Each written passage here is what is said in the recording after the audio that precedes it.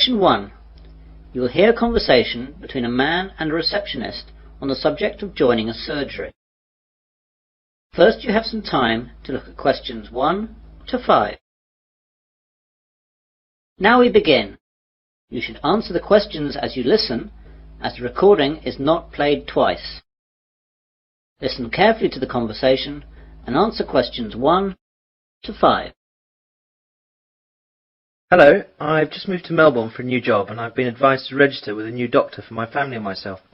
I think that this surgery is the nearest one to where I live. What's the name of the road that you live in, sir? Dawson Road. Yes, that's in our area. Would you like to register with us now? Yes, please. Right, I'll just have to take some details. First of all, could you give me your name? It's Mike Jacobs. Jacobs. And your family? My wife's name is Janet and I have one little boy whose name is Rod. Ron? No, Rod. R-O-D. Good, that's fine. And what is your address here in Melbourne? 52 Dawson Road, Highfield, Melbourne. Highfield. H-I-G-H-F-I-E-L-D. Good. And I'll need to know your health card number. It's NH871812C. What about my family? Oh, only yours for now. Do you know the name of your old doctor? It was Dr. Graham Mackenzie in Perth. Now, we've got 4 doctors here. There's Dr. Susan Larkins, Dr. Kevin White, Dr. James Nicholson and Dr. Linda Williams. Which one would you like to register with? Oh, I didn't think of that. Well, I think I would like a man as my doctor. I'll go for the last one. Was that one a man? No, that was Dr. Linda. How about Dr. Kevin?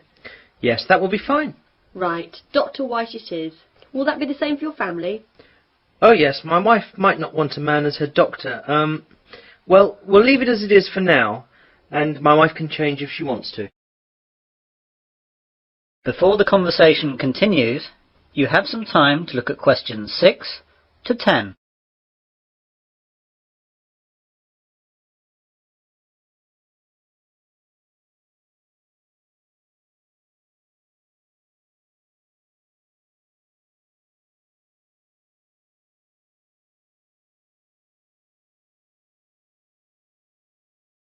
Now listen carefully and answer questions 6 to 10. I'd like to make an appointment now for my wife. She wants to come in at the end of the week.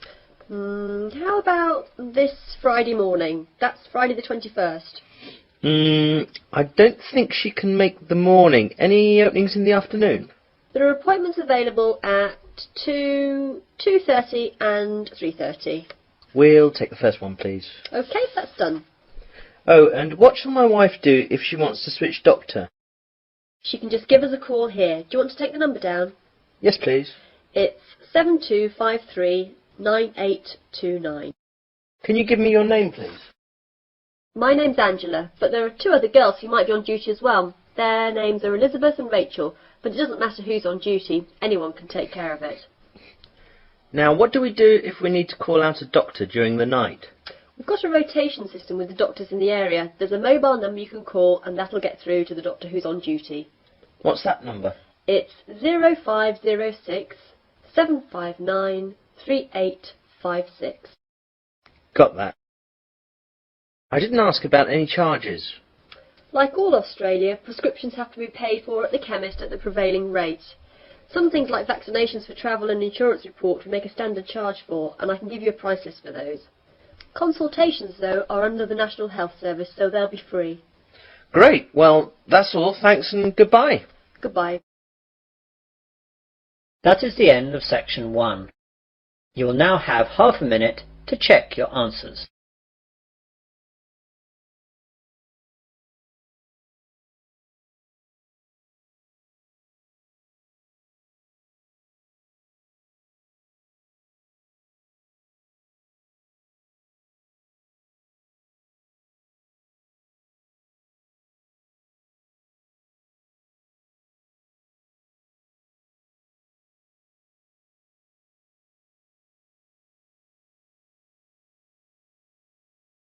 Now turn to section 2. Section 2. You will hear a man giving a guide talk to new students at a university library. First you have some time to look at questions 11 to 16.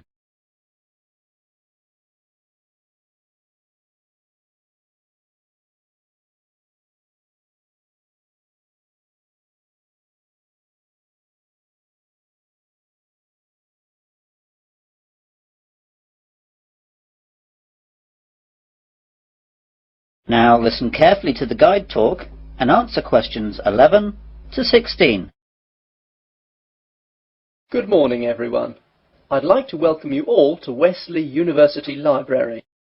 This is a 20-minute tour around the library to show you all the facilities and all you'll need to know to start off your life here as a student at the university. What I'll start by doing is telling you about what you need to do to join the library.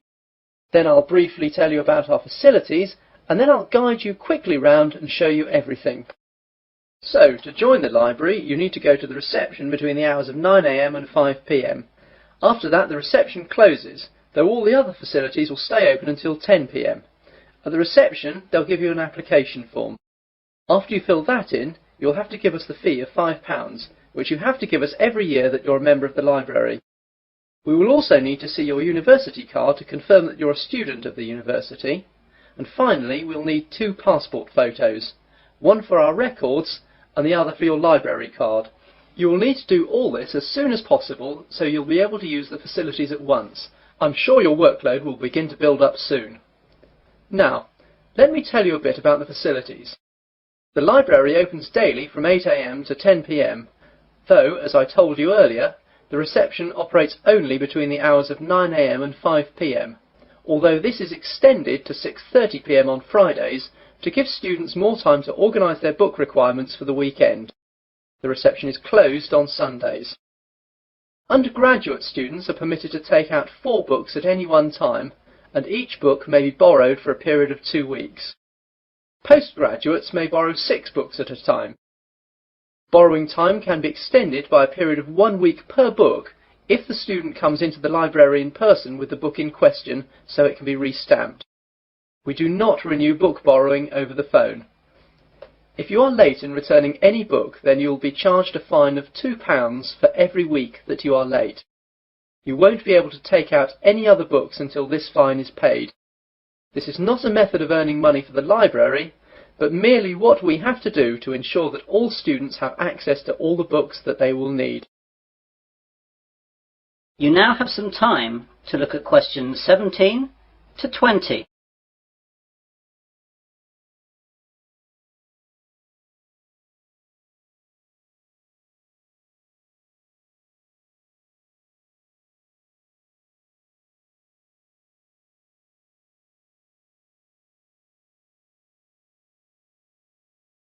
Now listen to the rest of the guide talk and answer questions 17 to 20. Okay then, on to the layout of the library. We're on the ground floor of the library at the moment. Here we have the reception, the computers, which you can use to search for books and their location, and the bathrooms, which are behind the reception. The rest of the ground floor is taken up by the non-lending section of the library. Here we keep all the books which are either too valuable or are used too much to lend out. You can reserve time with these books at reception and use them during any time that the library is open, but, of course, you may not remove them from the library. On the first floor above us we have the arts section, which includes books that students will need for subjects such as languages, literature, art and history. On the second floor is the science section. We'll see these in a minute. Of course, individual departments will usually have their specialist libraries in their buildings, though the computer catalogues here will list them so you know where to find everything, whether it's here or in the specialist libraries. Finally, in the basement we have the stack system, which contains the university collection of magazines and journals that we have collected and to which we subscribe. If there's anything that we do not have or that you can't find, please go to reception and let them know the details. The university operates a swap system with other universities, and we can arrange for volumes that we do not possess to be sent here on a limited loan. Well, those are the basic details about the university library.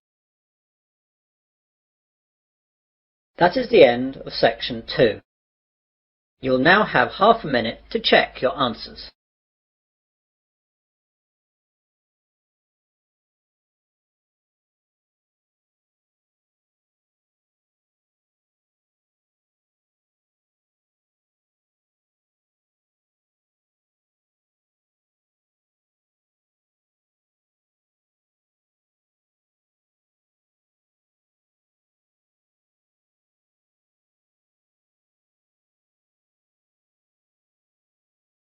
Now turn to section 3.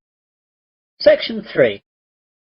You'll hear a tutor and 3 students discussing their work. First, you have some time to look at questions 21 to 27.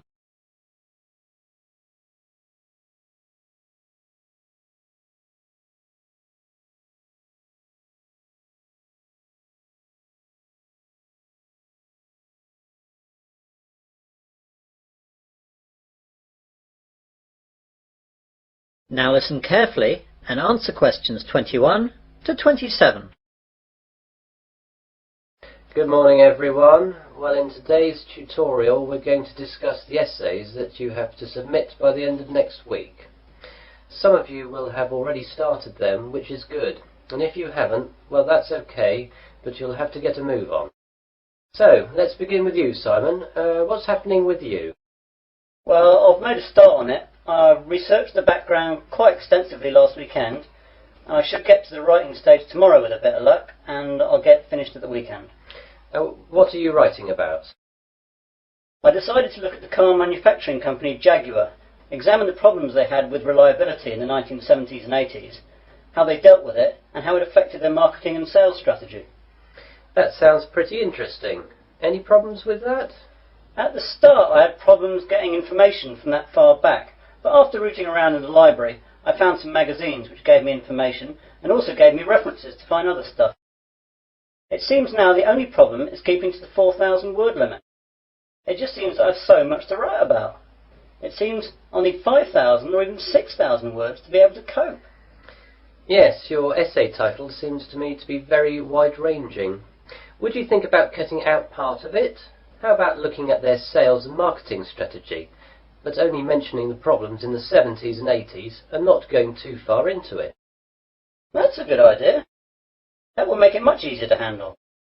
By the way, how do you want us to hand in our work? Do you want us to drop in a hard copy to your office? You could do that, but I'd prefer it if you just emailed it to me as an attachment. You've all got my address. If not, give it to the secretary, clearly marked that it's for me. Right, Jennifer, how about you? I've not really got going on it yet, but I have decided on a subject. I'll try and do some research during the rest of this week, and I should get writing this weekend. Okay, what are you writing about then? I want to look into how supermarkets use market surveys to develop their products.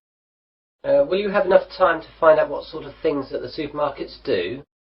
You won't have much time for that. I should be okay. I've had a look in the stack system in the library and I found a magazine that surveyed all the UK major supermarkets and a trade publication that analysed the same things in Canadian supermarkets.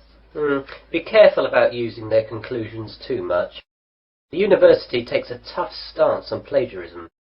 Make sure you properly list where you get your information from in a bibliography and try and do your own analysis. Get going too, as that analysis will take a bit of time.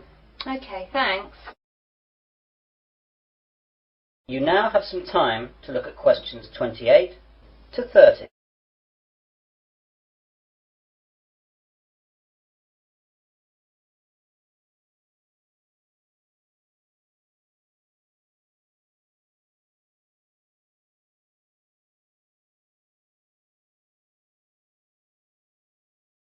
Now listen to the rest of the discussion and answer questions 28 to 30.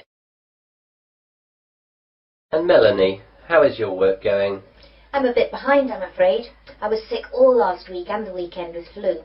I've got a subject, I think, but I've not done any work on it yet. Is there any chance I can get an extension to the submittal date?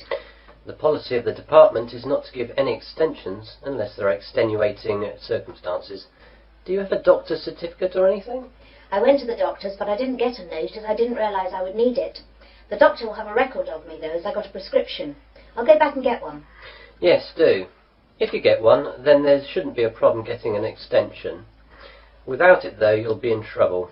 What subject are you considering, anyway? I thought I'd do an overview of the UK mortgage interest rates and their effect on housing sales trends over the last 10 years. I thought it might be of interest because of the huge increases of house prices over the last decade. Certainly an interesting subject, and it should be no great problem getting information, as this has been fairly well documented. It's a lot of work again, though, and you'll really need to get cracking on it, even with the extension, if you get one. Well, I've not got much on for the rest of the week, and I've set aside the weekend to really get to grips with it. Good. Now, is there anything else?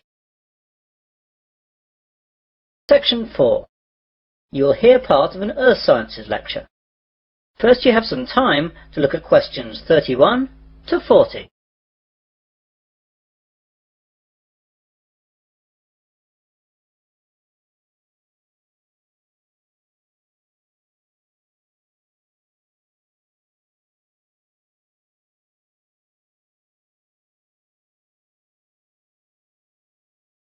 Now listen carefully and answer questions 31 to 40. Good afternoon and welcome to this Earth Sciences lecture. Today we're going to look at tidal waves, or more correctly, tsunami.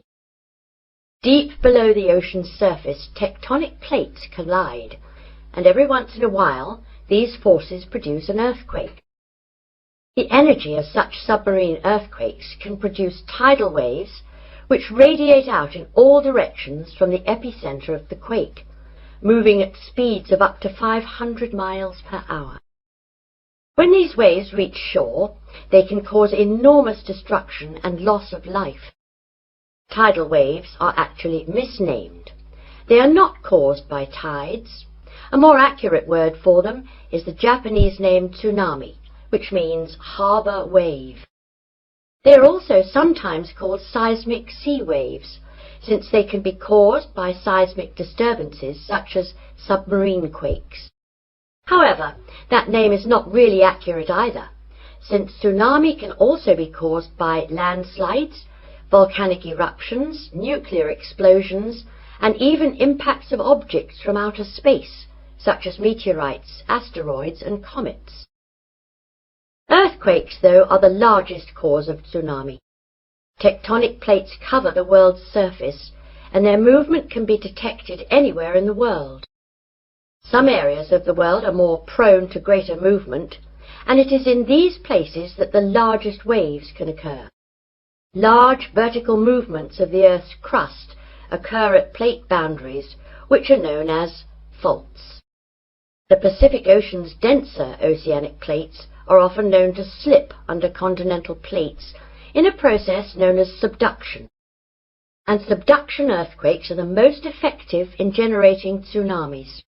A tsunami can be generated by any disturbance that displaces a large water mass from its equilibrium position. In the case of earthquake-generated tsunamis, the water column is disturbed by the uplift or subsidence of the sea floor. Submarine landslides, which often accompany large earthquakes, as well as collapses of volcanic edifices, can also disturb the overlying water column as sediment and rock slump down, and are redistributed across the sea floor. Violent submarine volcanic eruptions can create an impulsive force that uplifts the water column and generates a tsunami. Conversely, supermarine landslides and cosmic body impacts disturb the water from above as momentum from falling debris is transferred to the water into which the debris falls. Generally speaking, tsunamis generated from these mechanisms, unlike the devastating Pacific-wide tsunamis caused by earthquakes, dissipate quickly and rarely affect coastlines distant from the source area.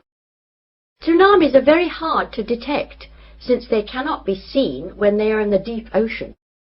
The distance between two wave crests can be 500 kilometers, and because of this, the wave height is only a few feet.